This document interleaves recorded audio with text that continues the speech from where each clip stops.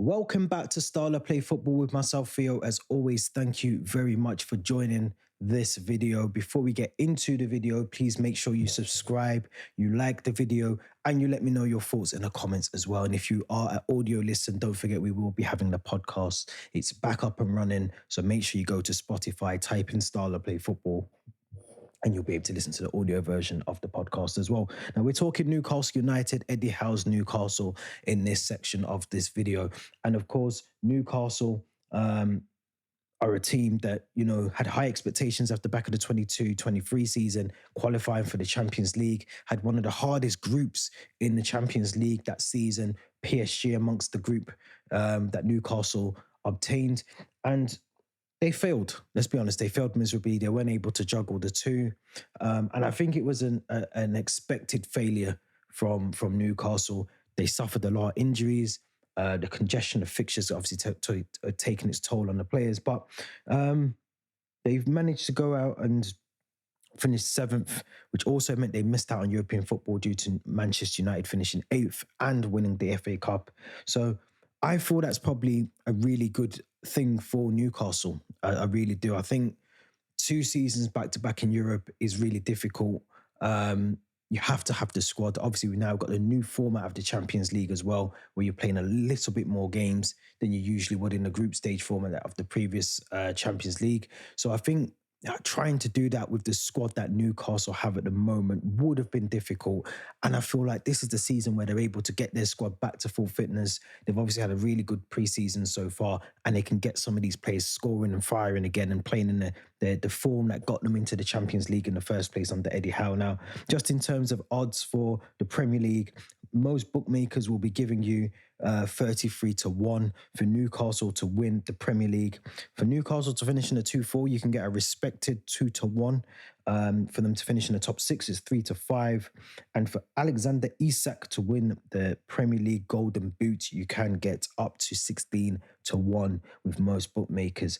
Now, obviously, as I said, Newcastle haven't done much transfer activity in terms of bringing players in. Now, I think that will be down to a lot of the financial scrutiny that they're under at the moment in terms of PSR and trying to sustain a football club and run it in the correct way.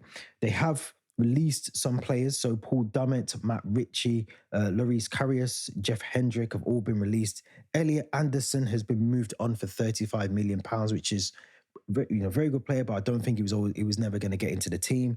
And Yankubu Minta, £33 million has also been moved on.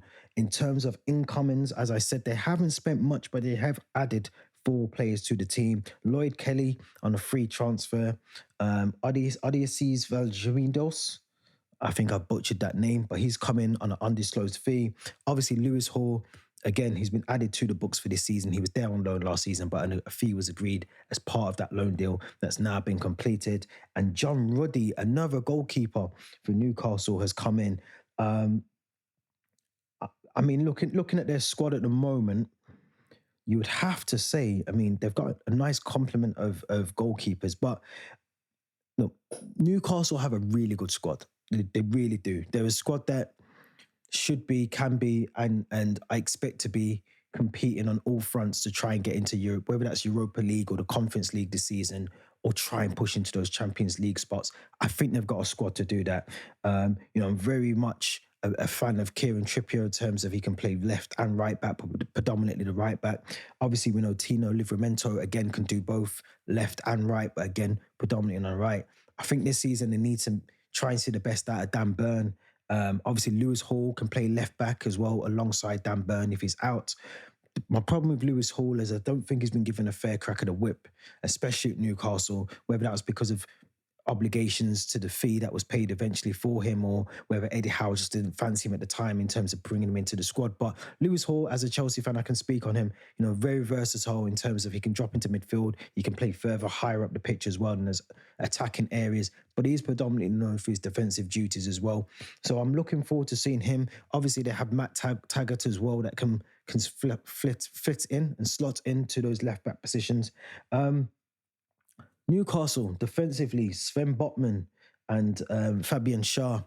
both very well versatile in that centre-back role. Obviously, Jamal Lascelles is still there alongside Kelly in the centre-back roles. They are still in contention to try and sign Mark Guehi, who I think if they sign him, 100% they should be pushing for a European spot next season because, as I said in the Crystal Palace preview, I think he's arguably one of the best defenders in the Premier League at the moment, based on form, based on how he played in the European final and the group stages in the Euros. Mark Guehi is arguably one of the best defenders currently in the Premier League. Now, 60 million is the fee that I think Newcastle have tried to prize him away from Crystal Palace.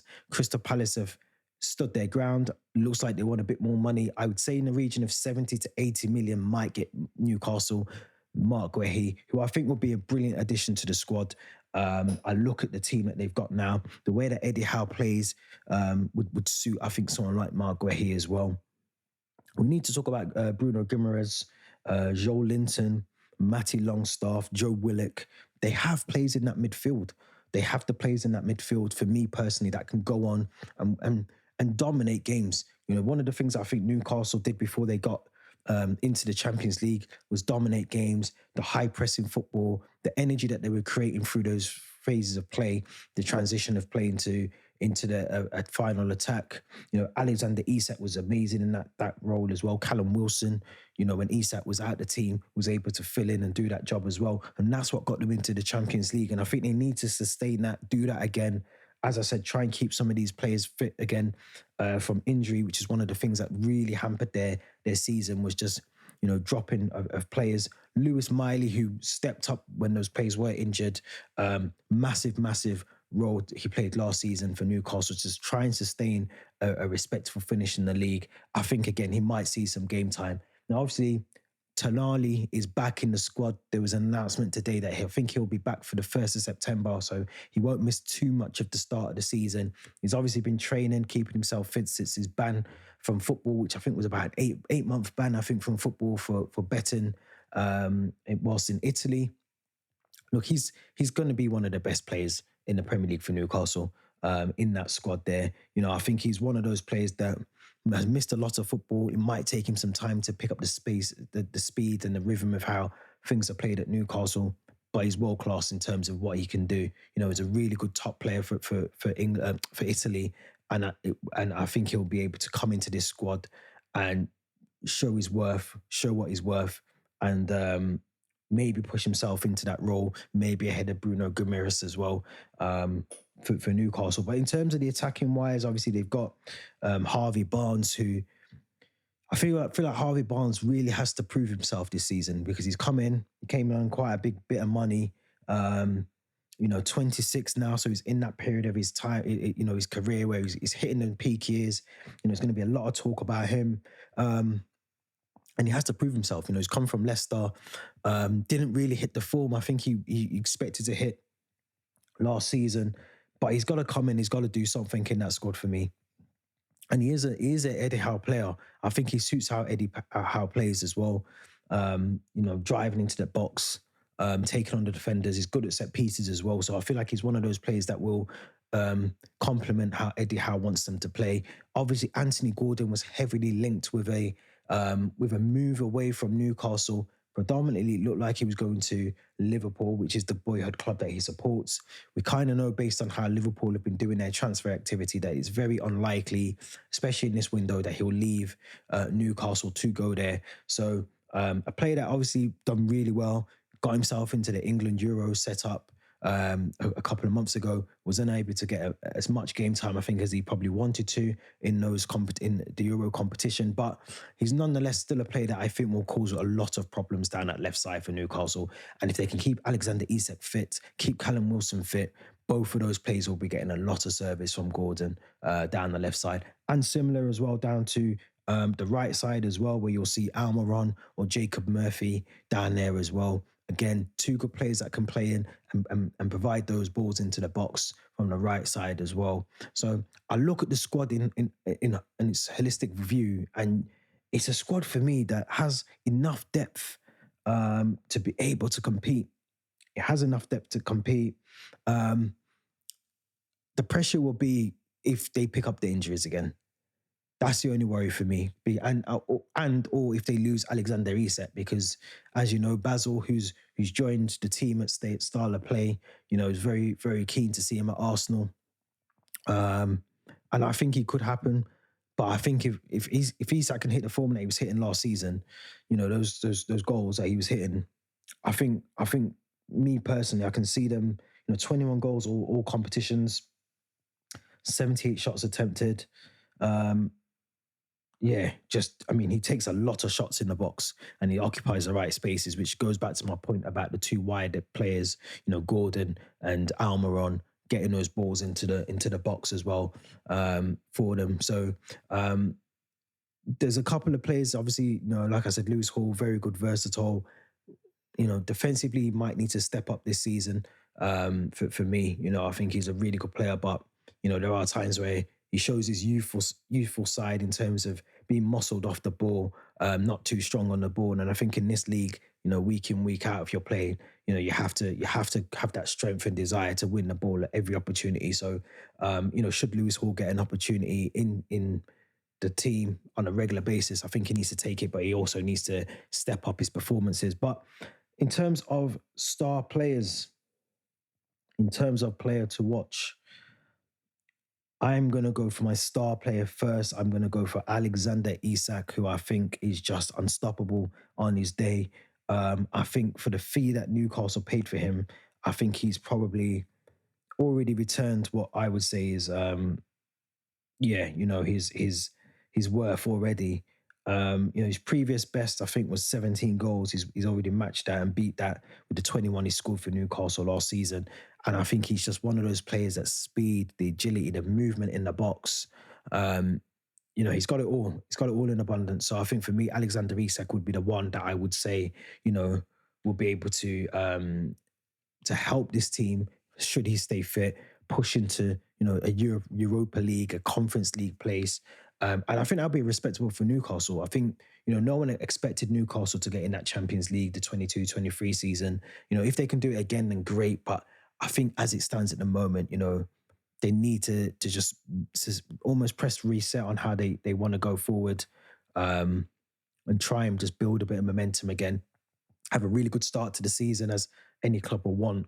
But I feel like Newcastle, not that there's pressure on the Eddie Howe, but I feel like he's got to get things right, because if the moment that they don't, normally when players aren't performing well, everyone's scrutiny is on the manager, not the players. And the England job is there. Obviously, Lee Carty has it in the interim stage. There could be some movement from Newcastle should England come knocking. So, you want Newcastle to do well, to try and keep him. But if things are looking a bit shaky, you wouldn't be surprised if he gets that call from England, then he takes that call from England as well. So a lot to think about as a Newcastle fan. Also, as well, don't forget to subscribe to the channel.